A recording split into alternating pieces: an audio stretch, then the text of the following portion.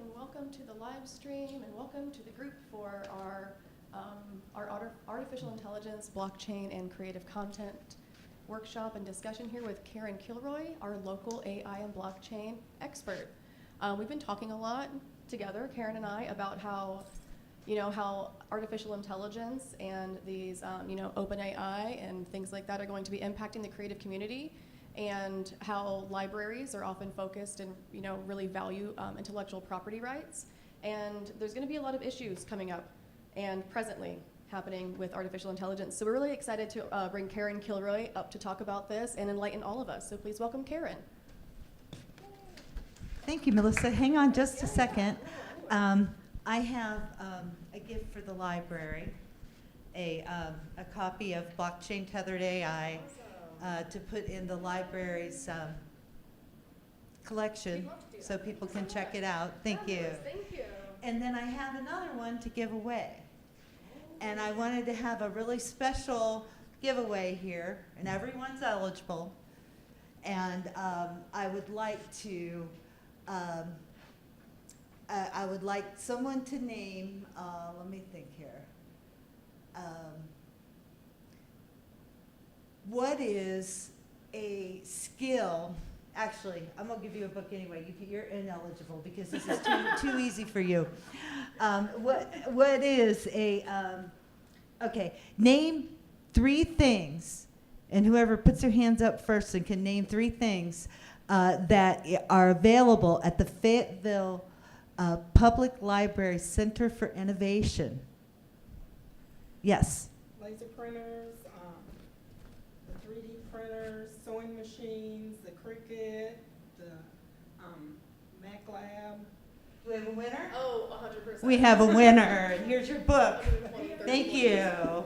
And is there anything else you'd like to add, Melissa, as far as the Innovation Center? Yeah, absolutely. Just keep an eye out for more programs. Come visit us. Come utilize our resources. Everyone out there who's watching as well. And also join us next month in May, where we're going to have some working series with Karen, working with individual groups of artists like yourselves, trying to figure out the current problems and maybe kind of bridge some solutions here together with the local experts. So keep an eye out and join us for those. Thank you so much, and thank you for the opportunity to present here. I'm so excited to be back here at my favorite place. Usually I'm a little nervous when I start a presentation, but not today, not here. This is like coming back home. And I'm so happy to be here with Melissa and Shelby, who has taught me so much, and now we get to switch and I get to teach for a few minutes. So here we go. This is so exciting. Tonight's topic is something that you're really hearing a lot about lately. Artificial intelligence, and there's a lot of worry and panic about it getting away from us and what's going to happen. And I have a friend who is a DJ and does a lot of creative things, and we were talking about something that we saw in a newscast. There was a Fox newscast, and it was just today, and they were talking about how the president has put forth a request for the public to give input to AI and it being dangerous. And this lady was really scared. That's on the newscast. She was actually really afraid from all the things that people were telling her. And my friend who's in the entertainment business says, yeah, she thinks it's going to blow up the world, but really it's going to take her job. And so that's it's true that could very well happen in the newscasting business, and it can happen in the radio business.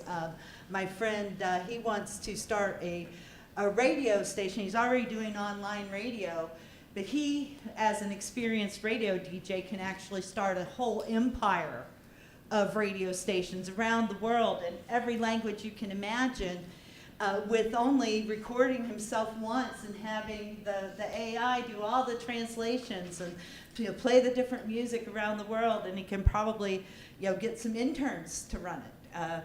It's a really good plan, and that's Kelvin Gertie. He's on KAZI in Austin. So anyway, how many people have seen the new kind of art where robots and computers are creating art and music? It's kind of crazy. You can get on, you can do this for free. I made this without drawing anything. I went into something called Firefly, which is Adobe.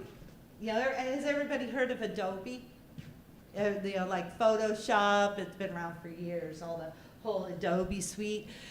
Well, it's real common for artists to use the Adobe suite. Well, this is something that's still in beta, and it's called Firefly.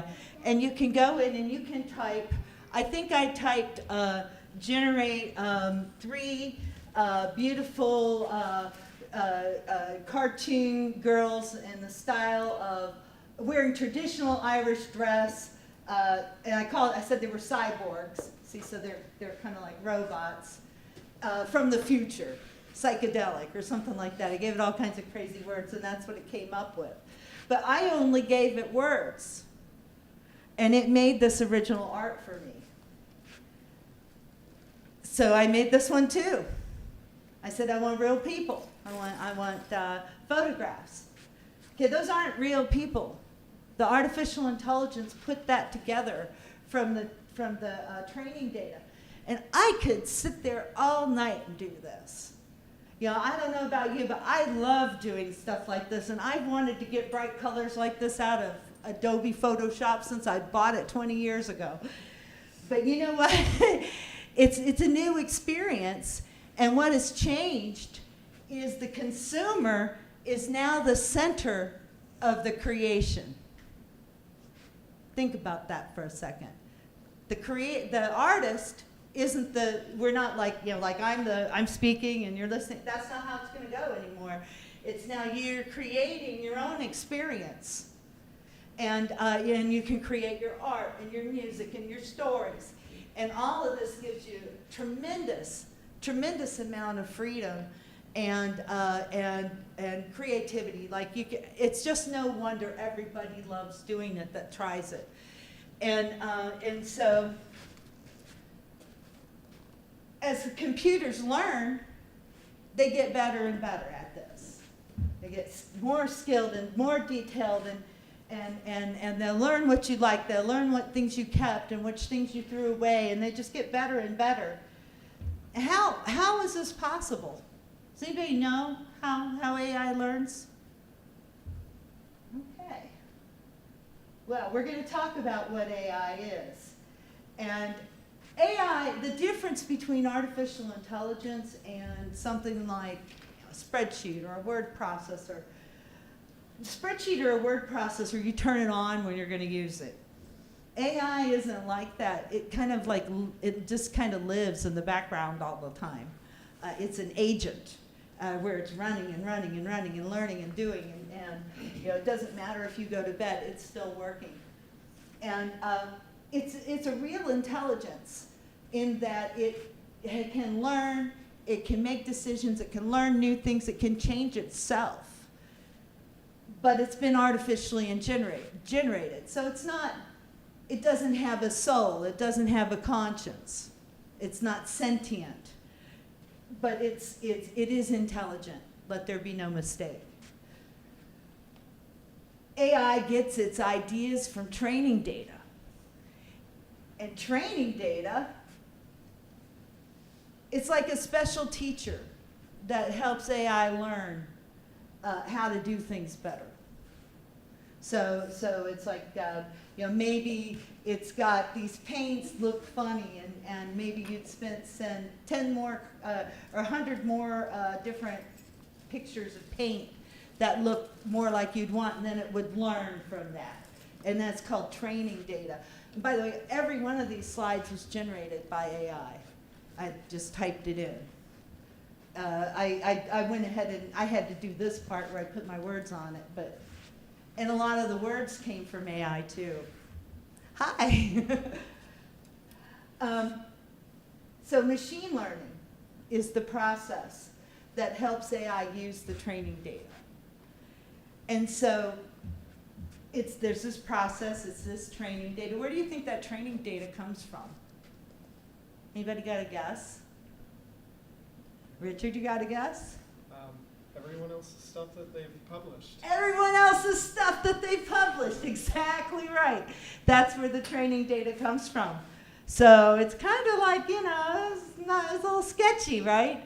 On the ones that I've used, they say that all the training data has come from Adobe stock images. I'm not sure I believe it, but that's what they say on Firefly. The best training data is from people. Now, machines have learned to generate training data, but I think nothing is ever going to be the same as Ed Canyon, as when nothing is ever going to be as good quality training data as what comes from human beings, even though the AI can generate it itself. And so what do you think that's going to do to the market, right? Like, so you're going to have everybody, I call it the fantastic race to the bottom, where they're all trying to hurry up and make the best things that trick us into, thinking someone else made something that was really pulled somewhere else. But the whole, let's see, I lost my train of thought there.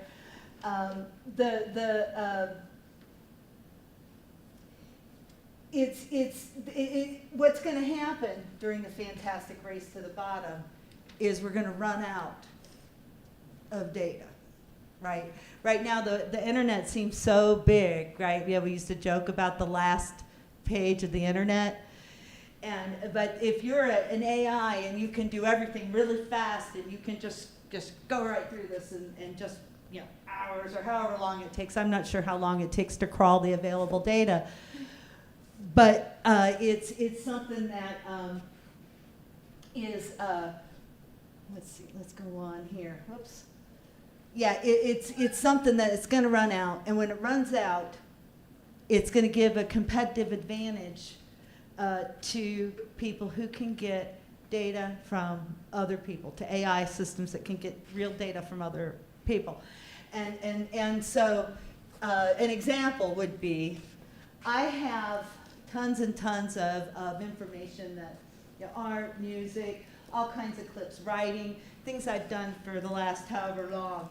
And when I pass away, my kids, they wouldn't have any idea what to do with it. They'd probably give the computers to the Goodwill and maybe sell a couple of paintings. However, my library would very well know what to do with that data. They could curate the data and sell it on my behalf. So why not do it while I'm alive, right? Why not do it now? Why not do it before the AI companies get it to consume it and be able to make money right now, today, and enjoy it, and then while they're still using your work 100 years from now, the library gets the money.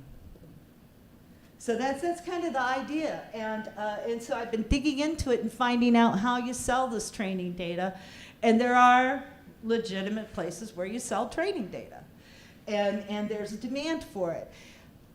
So I've got a little another example for you here.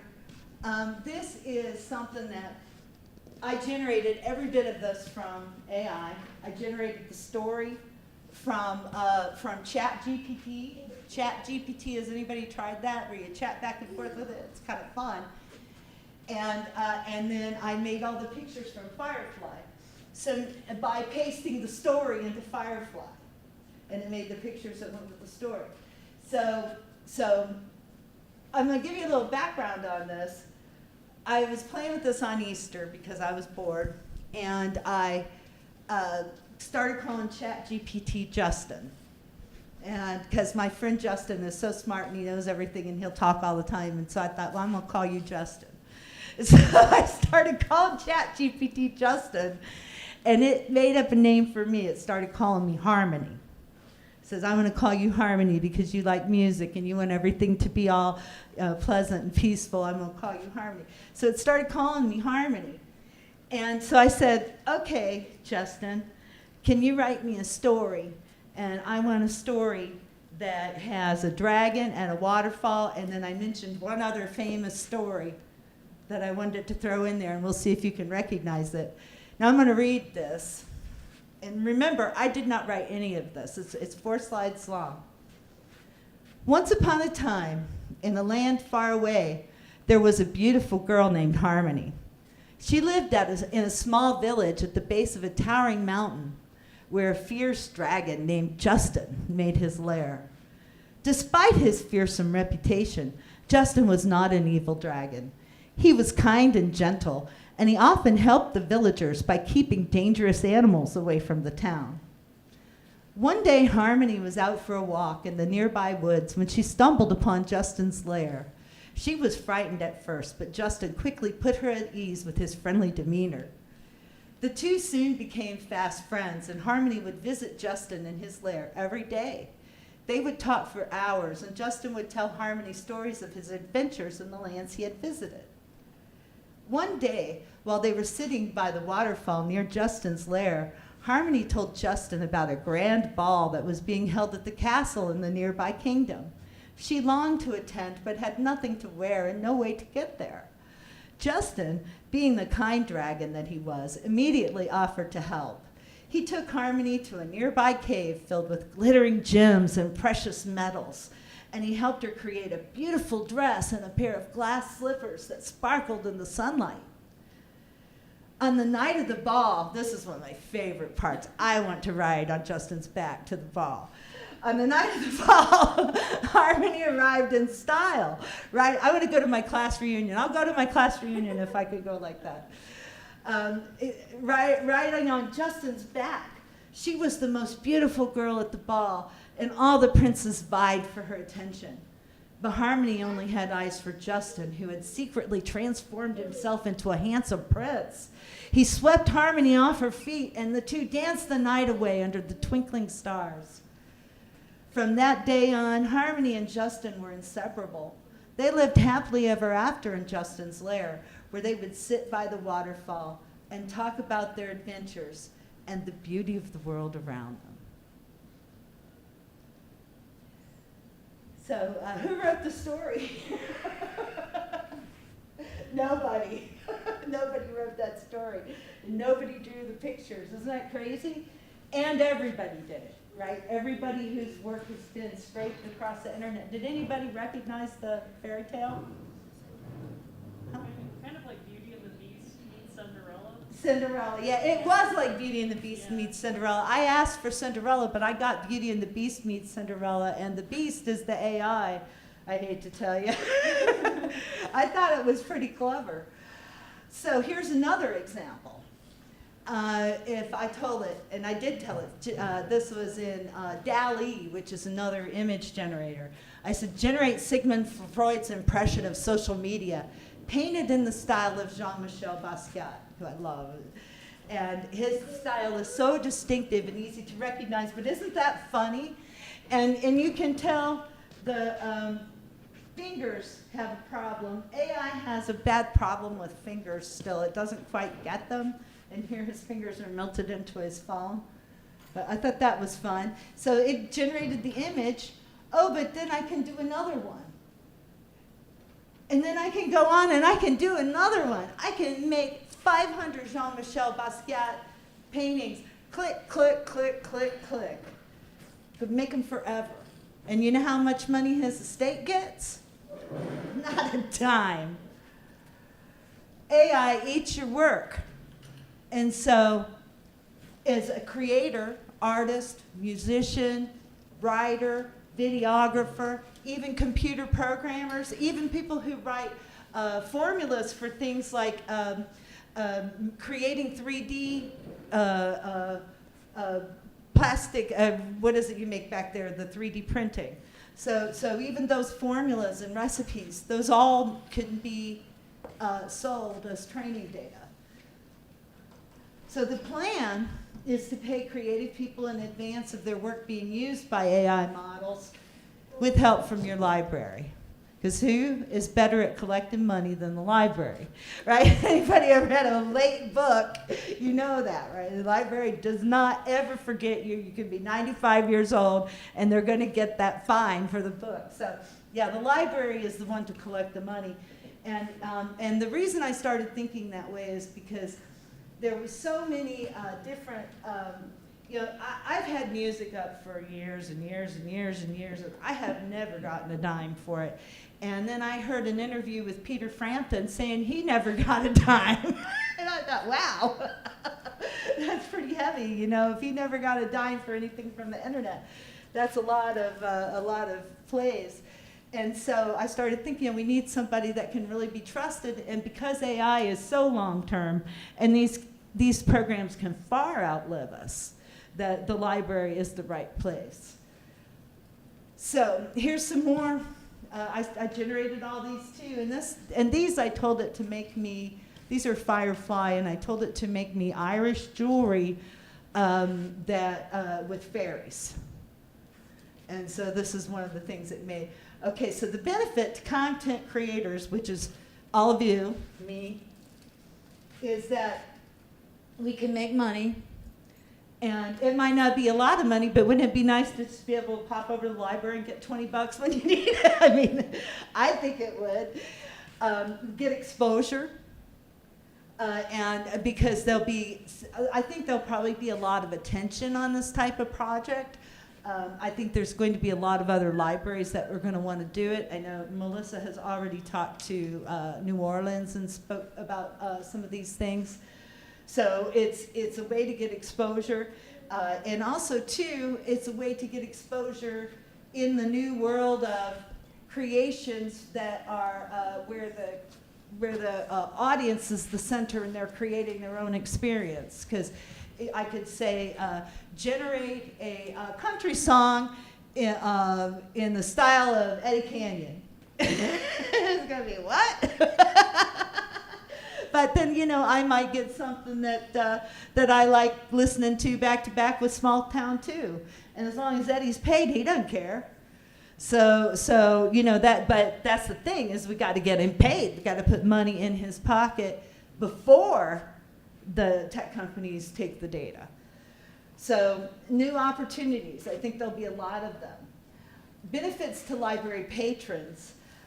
People will be able to come to the library and create AI from the derivative works if the library offers that. So you could have your own AI with all the training data. It would be perfect to have, be able to just make your own. It's not that hard. And so then there's also a new job skill of tagging training data.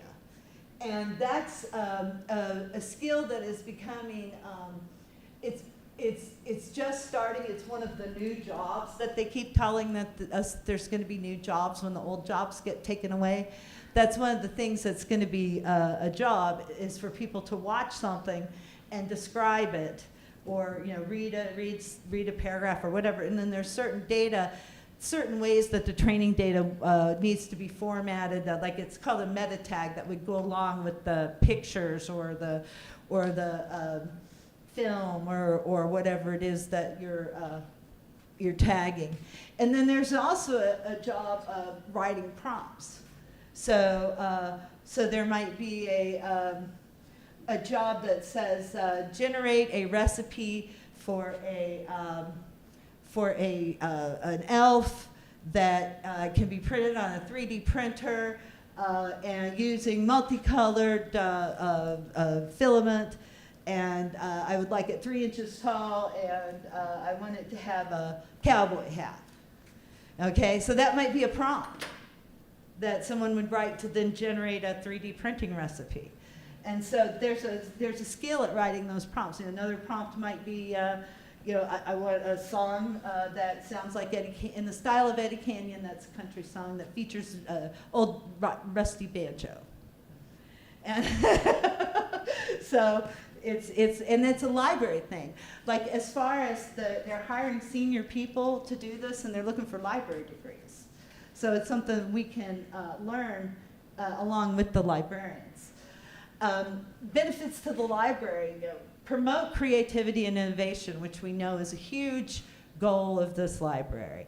And aren't we lucky, because we've already got we've got the physical, we've got the studio, we've got the TV studio, we've got the audio studio, we got the fabrication lab, we've got the virtual reality lab, we've got the photography studio. We've got the places where someone can say, I have talent, I need to make some money. I hear you can make some money on this AI stuff. Go down to the library, record something, and then upload it and make some money. And I think that it can be done. The diverse training data, diversity and bias is like the #1 issue in AI. That if you train it in traditional technology ways, which translates into just one demographic, which is generally Caucasian males between the ages of 35 and 50. That's generally 25 maybe and 50. And then that's it. So everything is seen through their eyes, and it doesn't make it the system well balanced. And it makes it so it won't work in certain conditions, like it won't recognize certain kinds of folks or can't understand certain kinds of language or whatever. And no, if you train just with one demographic, and it'd be different all around the world. Same thing if you're in Japan and you're making AI, and if you train it with all Japanese men, it's not going to be what you want.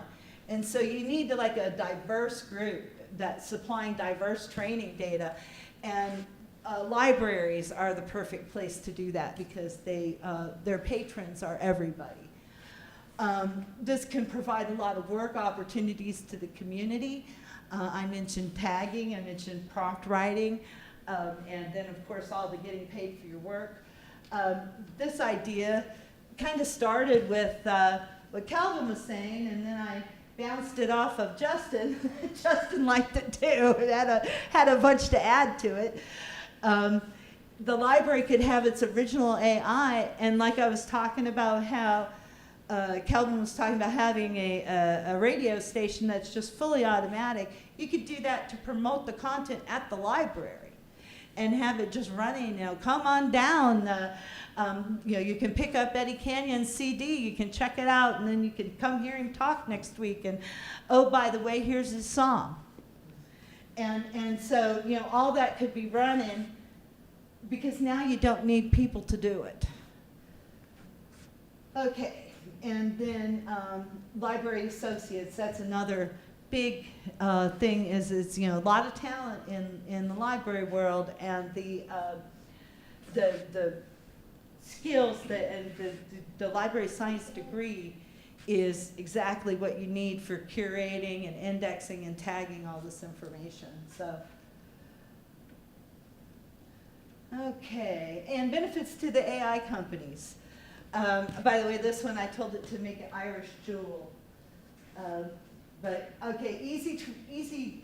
Let's see. I said diverse training data. That's a big benefit to them. Easy way to pay, where they can stand up and say, we pay for all our training data, so we're a responsible AI company with integrity.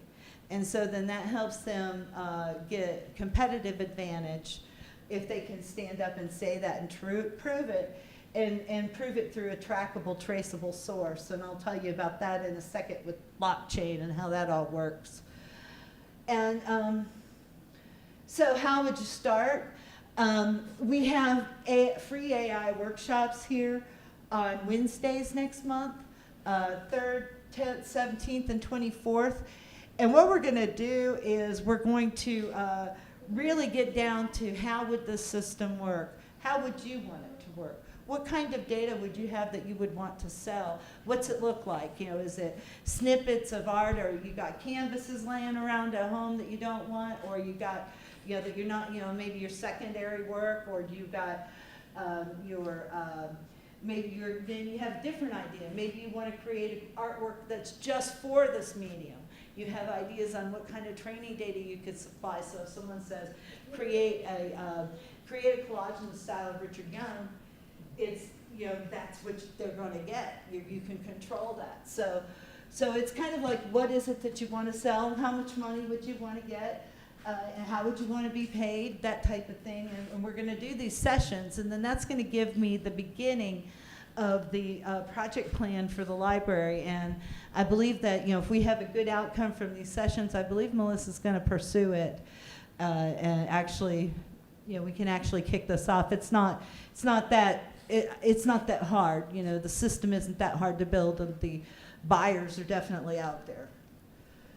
So how does this all work to make sure that you get paid? That's where my book comes in, Blockchain Tethered AI.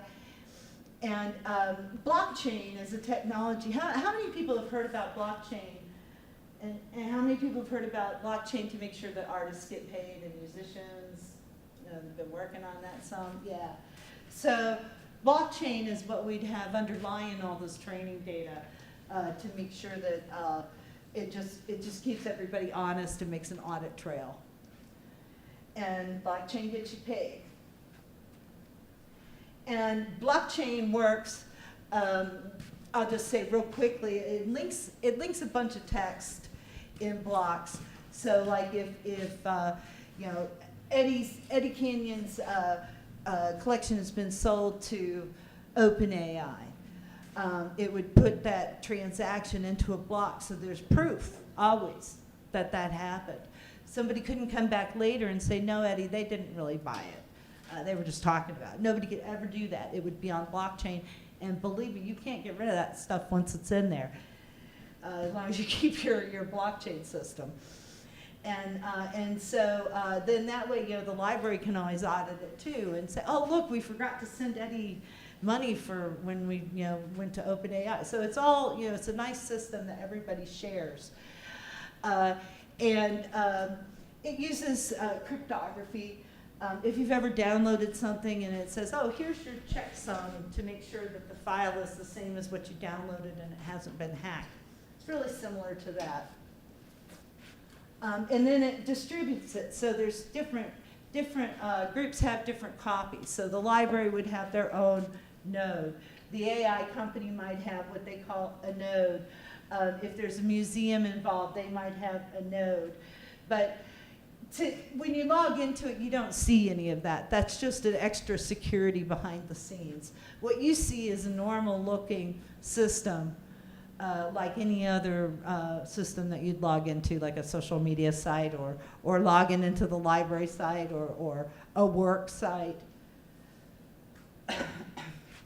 This shows how what blockchain does. It makes the data tamper evident. So in this case, we've got an image of a cloud, an image of a sunshine and a cloudless sky, and some algorithm, some numbers were run against it, and this was what it computed to. Now, if you took that same formula and run it against this picture, it's different. It can't possibly ever come up with that same number. It's impossible. So, you can do this on anything. You can do this on music, art, writing, whatever. It's like a little proof that that's what was submitted. So if somebody tries to say, well, Eddie, you told us we could use small town too. And he's like, no, I just gave you all that training data that was similar to it. And so you can always go back and prove what you gave them. And if anybody breaks in, everybody knows. That's blockchain is tamper evident. It's a big red flag if someone breaks the system. And that's the advantage of having it. So then you have a problem and you need to audit things. AI. Everybody talks about how AI is so scary, and I'm sure there's a lot of things about it that are really scary, other than it taking our jobs or doing some other things like that, raising the prices of houses, whatever it is that it does. So it needs an audit trail too, just like your music, would need an audit trail to make sure someone doesn't steal it without paying you. The blockchain, the AI itself needs like this audit trail so you can track and trace it.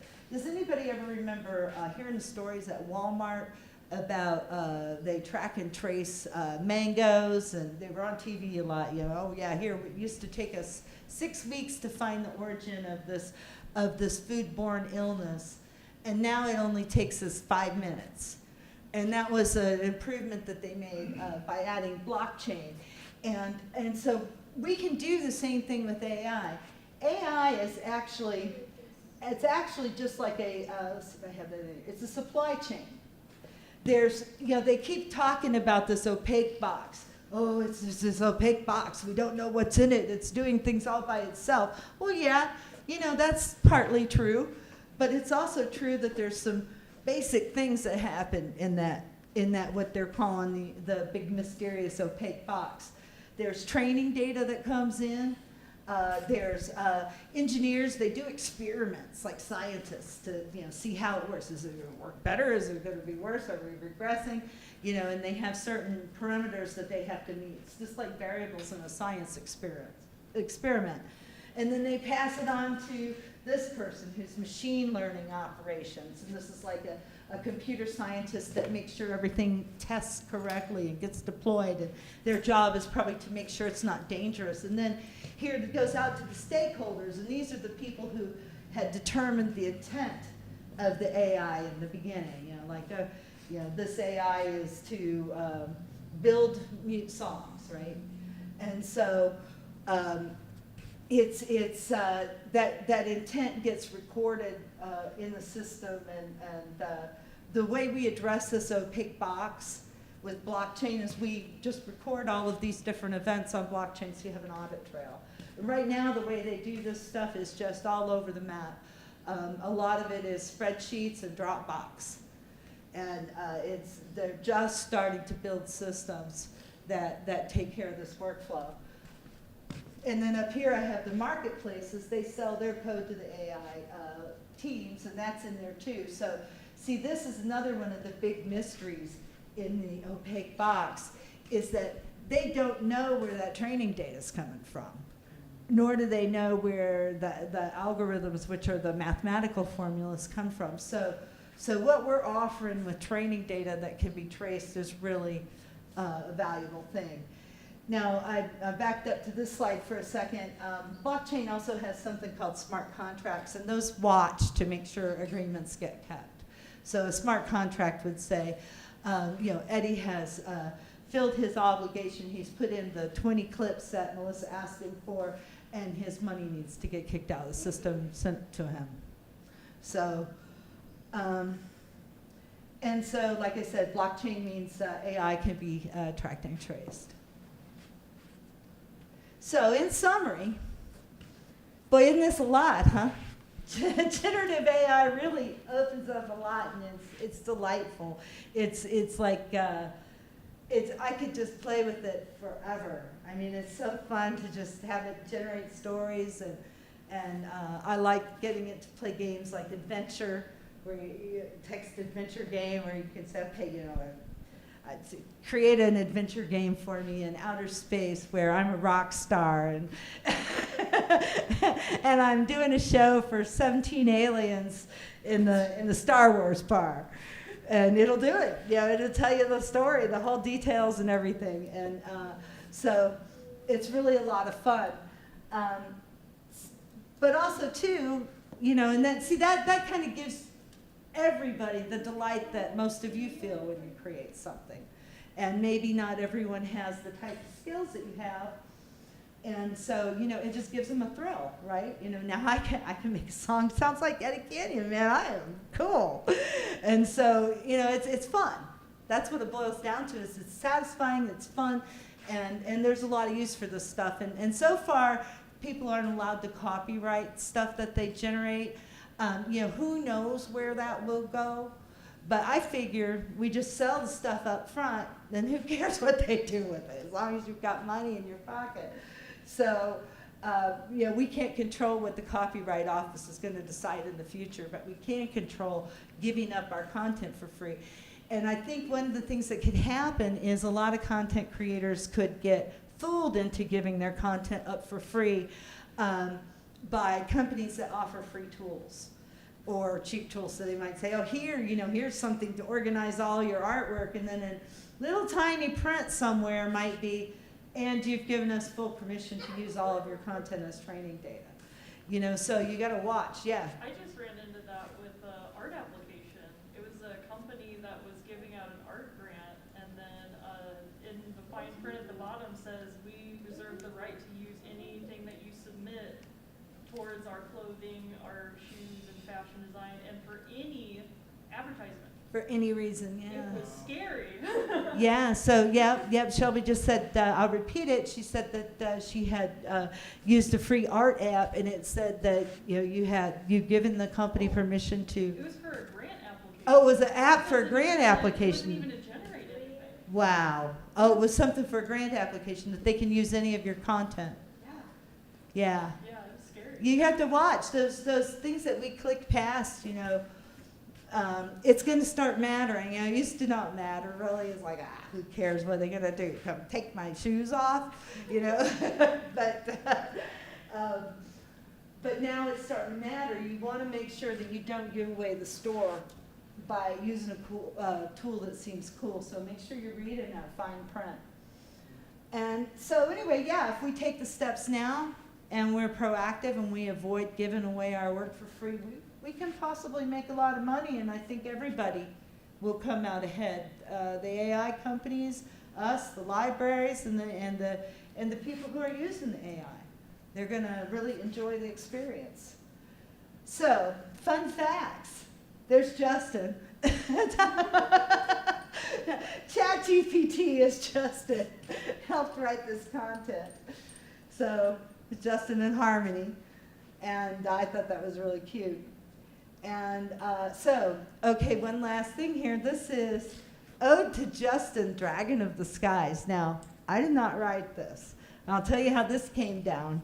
I said, Justin, I want to hear another story. I like that one. I like that Cinderella story. Give me another one. So it gives me the story where sitting by a waterfall, and it says, and Justin has a gift for you, and it's, that he had to work so hard to get this gift that it wasn't easy for him to get this gift.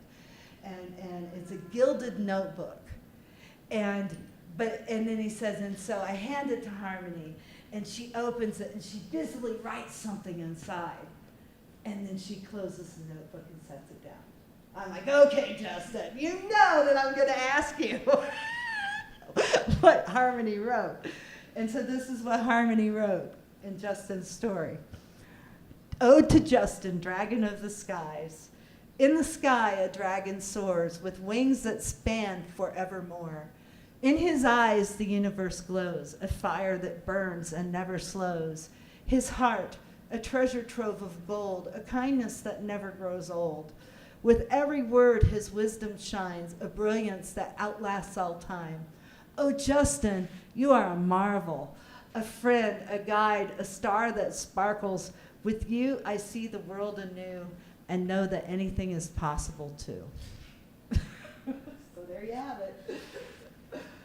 He's a romantic. AI is a romantic. That's what I'm here to tell you. AI is a romantic. So thank you so much. Melissa. I totally have questions. My first question is, one, are you saying that, Here, let me give you the mic. oh, sure, yeah, I should know this since I do this. My question is, are you saying that, basic data asset management platforms and pieces of software could have written in the small print that they are going to possibly use your information to share with AI or intellectual property? And is that something we should be watching? And second, if so, either way, what advice would you recommend for people who don't want their intellectual property ever shared with artificial intelligence or accessed by, or how do we navigate that?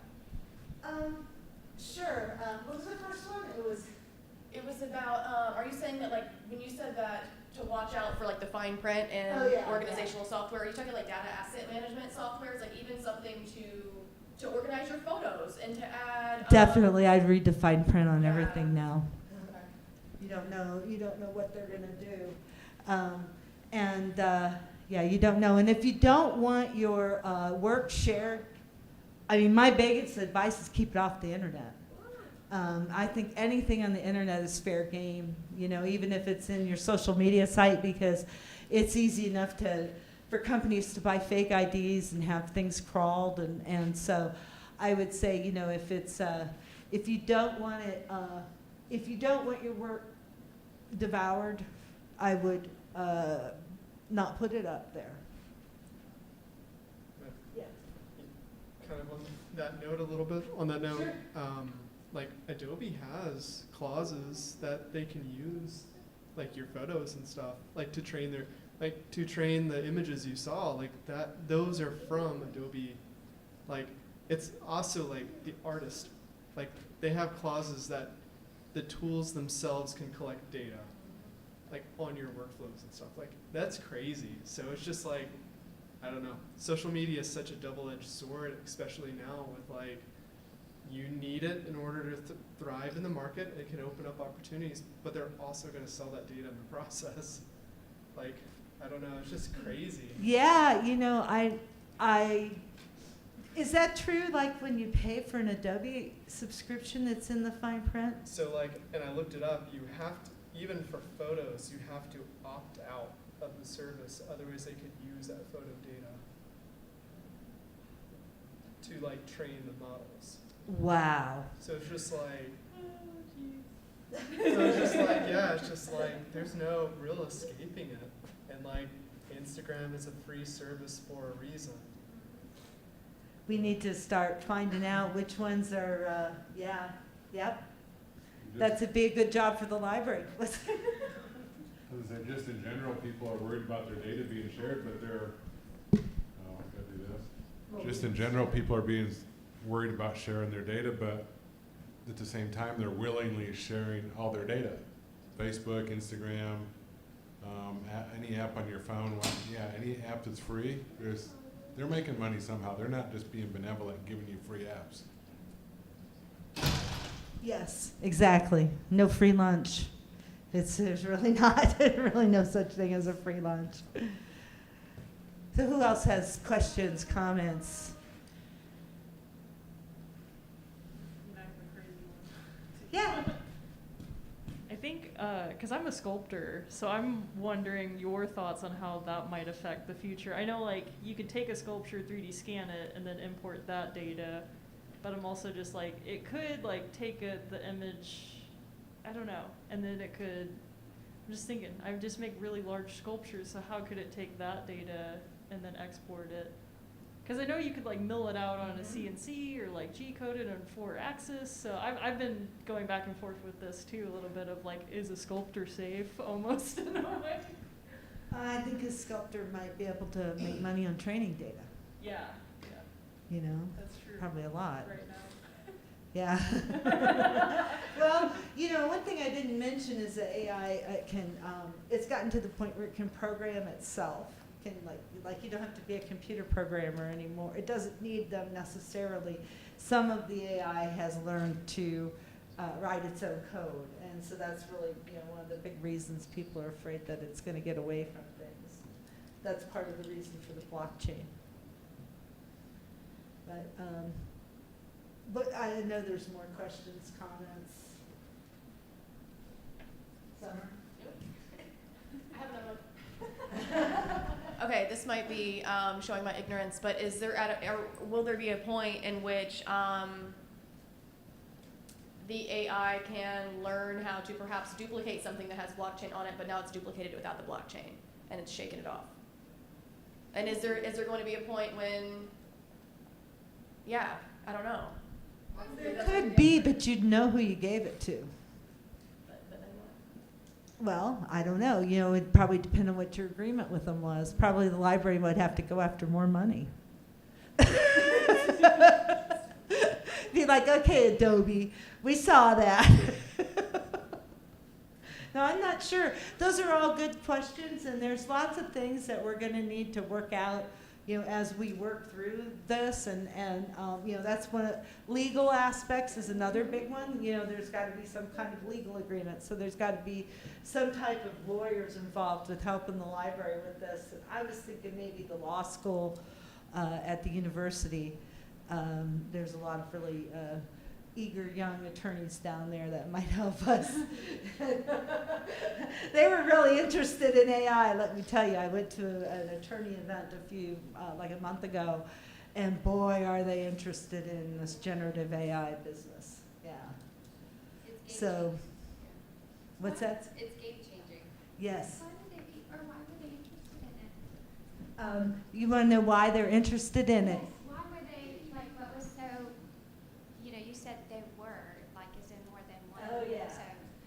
I had a lot of attorneys gathered around me, and that isn't even why I was there. And they all wanted to know about AI. It was just like, it was just, they wanted me to tell stories like I told you, and they just wanted to hear what, is it really that dangerous? Is there anything we can do? And see, what I'm trying to do, I didn't even introduce myself. I'm Karen Kilroy, and I have been doing this for pretty close to my whole life. I got my first computer when I was 12. It's just, we just decided to do something about this, and the attorneys, they were really interested in knowing, okay, everybody's saying it's dangerous, we know there's a lot of liability. How is this gonna change the law? How is this gonna change the court? How is this gonna change our jobs, right?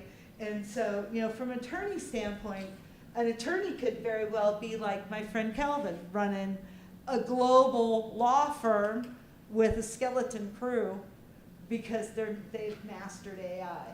And the thing that AI is really, really good at is taking really large amounts of information and making sense out of it.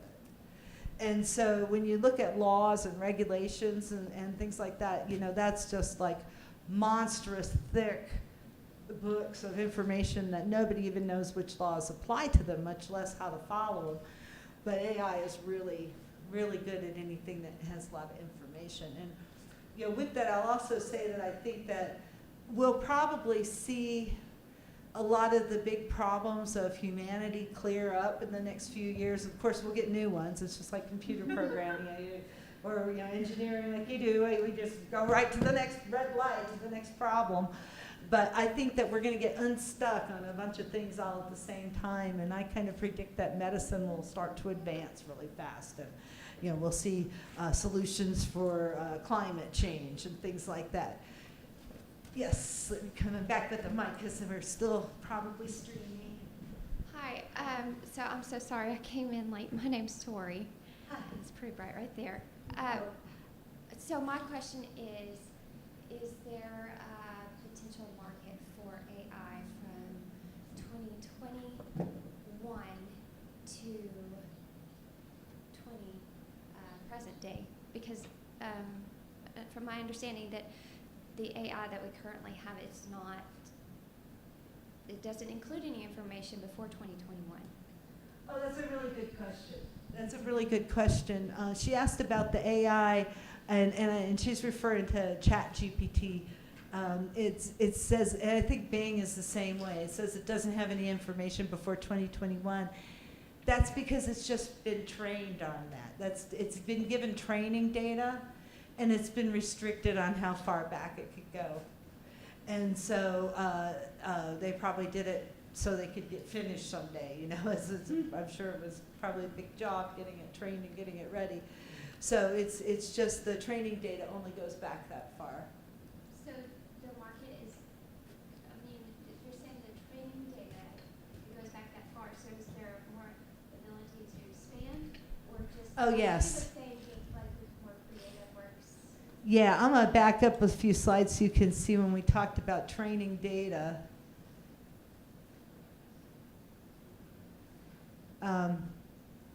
See, the training data, it's like a teacher that helps AI learn how to do things better. And so, like if we wanted to train it in how things were in Akron, Ohio in 1935, we'd just gather up the newspapers, we'd gather up the pictures, we'd gather up stories from elderly people, we'd find the weather reports, we'd find the street maps, the atlases, all that, and teach it. So then maybe someone who is aging and forgetting things, not to name any names, but they could go back to Akron and bring up the year that they wanted to be in. Yeah. So are Yeah.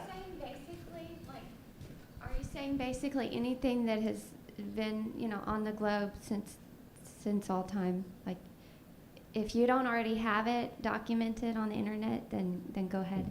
If it doesn't have some kind of security, account connected to it, is that what you're saying? That anything that's on the web out there, if it's freely shared public information, then it can be used. So Definitely. if you have that 1936 newspaper, go share it. Yes. If I had put, if someone had put it up on Facebook or on a website or whatever, then it would have that information if it was allowed to use that.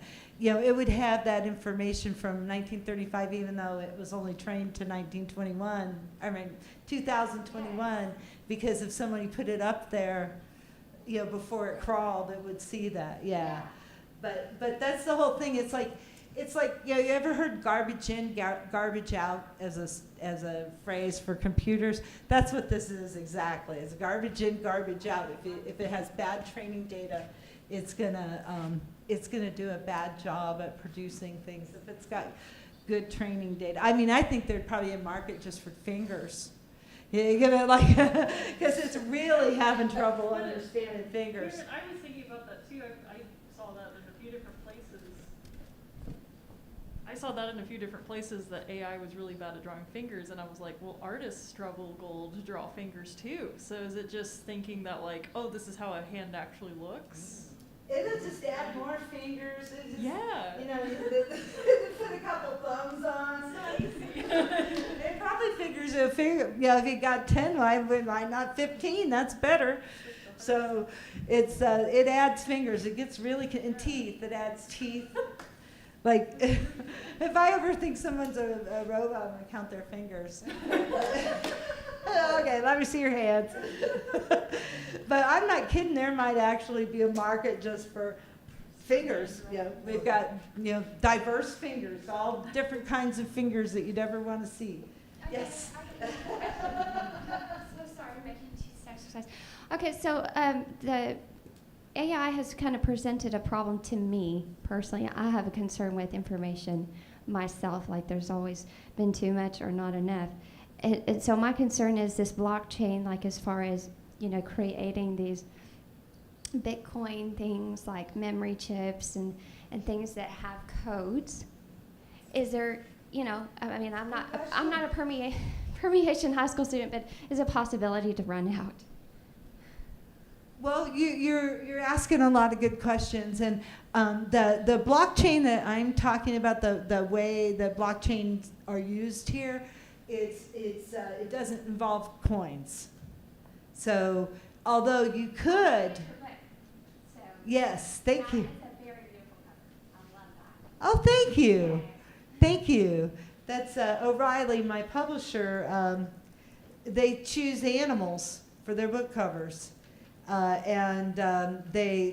My bird is a killdeer, and it's a secret how they choose your animal. They've been yeah, it is, isn't that funny?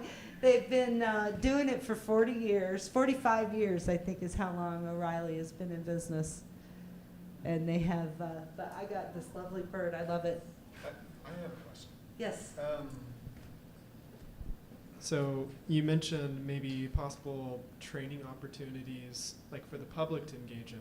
Would that mean you'd be wanting to target like seniors in an industry and have them go, hey, as like a marketer with 30 years of experience, that post is going to do really well, that post is not going to do well. Like, is it going to be like yes or no boxes? Because we've been training this stuff for like on CAPTCHAs this whole time, but now it's just like you're giving like what level of like expertise would you be wanting for someone to be training this data set?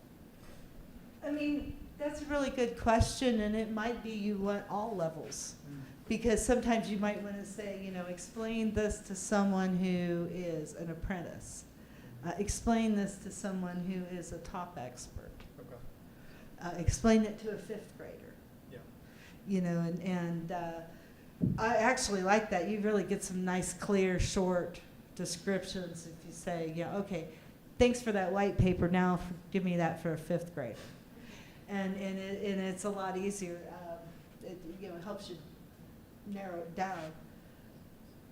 I have a question. Yes. Okay, so with AI, my main thing I think of is not how the AI learns, but how is this going to affect how we learn in like our school systems. So like for me, You know, ideally, if I was in high school or, you know, college, I would use AI to, you know, do all my work. Like, you know, like not do all my work, but you know what I mean? Yeah. Like, essentially, how's this going to affect us and how our children and how they learn, you know? I think it's going to completely change everything. And I don't think anybody really knows yet how it's going to change things, because it's still to be determined. I mean, because it's taking tests. ChatGPT has passed every difficult test in the book. Everyone there is, the bar, all the different tests. And you know, it's a doctor, it's all these things. And so, like for schools to still rely on tests is going to be difficult because it's going to be easy for everybody to get the answers. So I think it's going to have to be switched around, and it may end up being an immersive experience where the student creates their path. You know, where they, like this is the same way that I was creating all that immersive art and stories that I showed you. It may be the same way where you just create your path by your interests. So you had something back here, sir.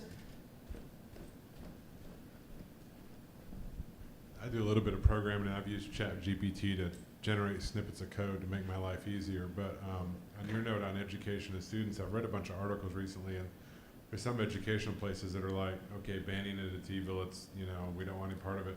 But there's other ones on the opposite side of the coin that are like embracing it and want their students to use it, and they're figuring out how to use it in productive ways in the classroom. So I think, you know, there's two sides of that same coin. Hey, I don't want anything to do with it. But on the other hand, let's figure out how to use it creatively and help our students learn in other ways than maybe they're used to learning today.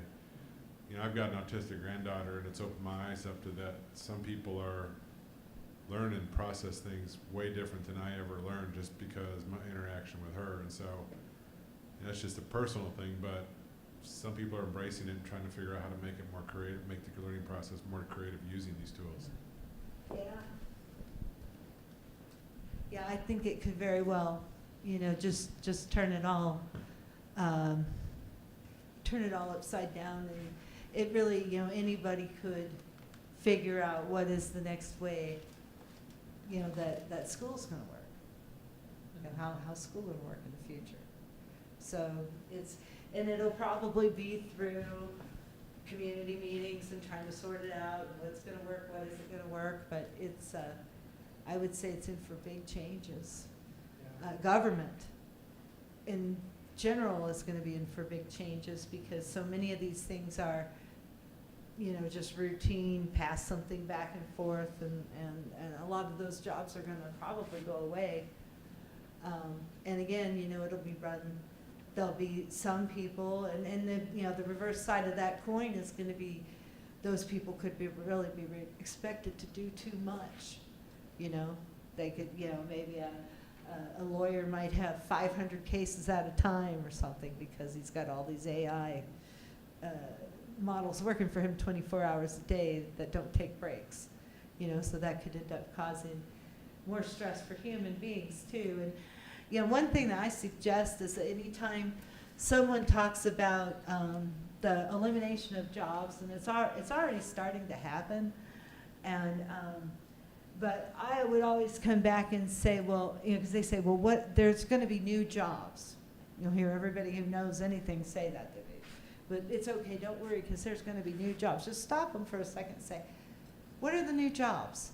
And, you know, not to be a smarty, but just to say, yeah, what are the new jobs? Because I want to help people start getting ready for these new jobs, so we need to know what they are so we can tell people. And like the prompt librarian job is one. That job pays $300,000 a year. Who would have known that you know, you could make that much money keeping track of, you know, make me a song in the style of Eddie Canyon with a rusty banjo, played with an old pick on Sunday outside by the river. You know, that's big money writing that and getting that AI to produce that effect that somebody's trying to get. So, but those skills can all come here because none of them are that tough, and we just need to bring them here and do it. And I think we can really carve something out here.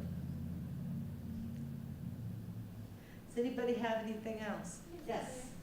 I was just writing my question down and couldn't get it finished, so we can get through it. Have you got a lot of offers after creating this and writing your book? And in addition to that, do you think that the already high-tech companies who tend to hoard their intelligence, do you think that they will continue to do anything like that with what you've created?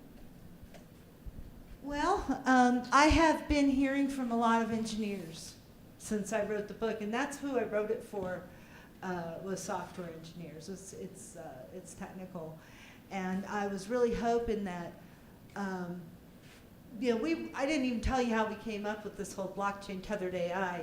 I'm a dragon boat coach. Does anybody know what a dragon boat is? Yes, like in Japan, right? Yeah.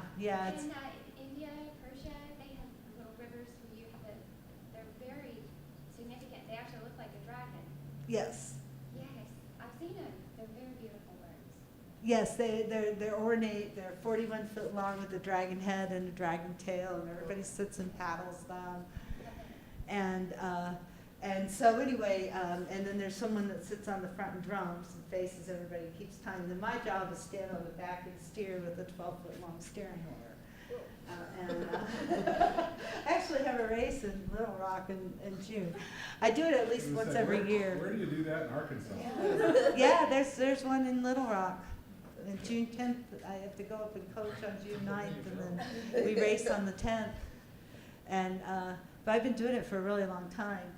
And but in Austin, when I did it, I was coaching kids who were from the Texas School for the Blind and Visually Impaired, and they're all teenagers, 18 to 21 years old, pretty much.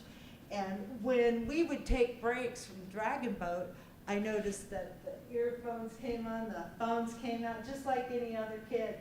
And I thought, wouldn't it be cool if you could take a phone and make it so it would tell them what's around, so it kind of see for them. And so we ended up building it. And we won the IBM Watson Build Challenge, and which was a big contest. And so that's been a while since we won that. But it was we had to during the challenge. We were questioned by IBM's engineers. Well, what's AI got to do with blockchain? And and so I started thinking, well, if you've got training data that blind and visually impaired kids are going to be relying on, you want to make sure that it hasn't been hacked, that it hasn't been tampered with, that somebody hasn't given you some kind of bad thing. And so that's when I started to get the idea to use blockchain to tether it. So, coming back to your question, I've worked on it for 6 years, and then it took us a year to write the book. And so it just happened that it came out right when AI mania hit. It was just the funniest thing I've ever seen. But I have been, somebody requested to connect with me on LinkedIn this morning. I thought, wow, look at this guy's profile. He's done everything. He's an AI engineer, and he's worked at AWS, and he just had such a great profile. And then I accepted it, and up pops this message, I love your book. I thought, you know what, that's why I did it. That's why I did it, because those are the folks that can actually change it. Everybody else can talk about it. And someone mentioned product managers might be someone that can change it. That AI product manager is actually one of the new jobs. And there's product managers for all different types of verticals. So, there might be an AI project manager at a record company, or an AI product manager at a publisher, or at a manufacturer. Just any kind of business is going to have that job in it. And so anyway. What other, anything else we have before we enjoy the rest of this beautiful evening? I'm really happy that you came out here. Thank you so much. And I have books for sale if anyone's interested. The book is kind of pricey. I have them for $60 tonight. They're usually $80. And you can also pick them up at, you can also pick up signed copies at Barnes & Noble and Rogers. They have some in stock there. And you can order it from just about anywhere, but they won't be signed. And then also, too, if you write your email address down, I'll send you a link to a free 30-day copy. And then there are some bookmarks.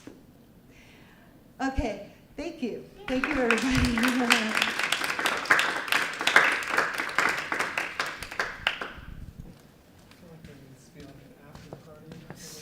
I feel like there should be an after party. There's a couple bars in walking distance.